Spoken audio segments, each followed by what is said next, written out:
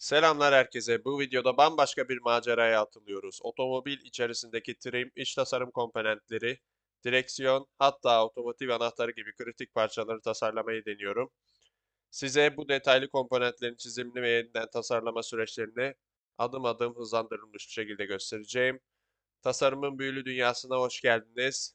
Eğer bu tasarım yolculuğundan keyif aldıysanız bana destek olmak ve daha fazla videoya ulaşmak için kanalıma abone olmayı, videoyu beğenmeyi ve bu videoyu sevdiklerinizle paylaşmayı unutmayın. Görüşleriniz benim için çok değerli. Bu yüzden yorumlarda buluşalım. İyi seyirler.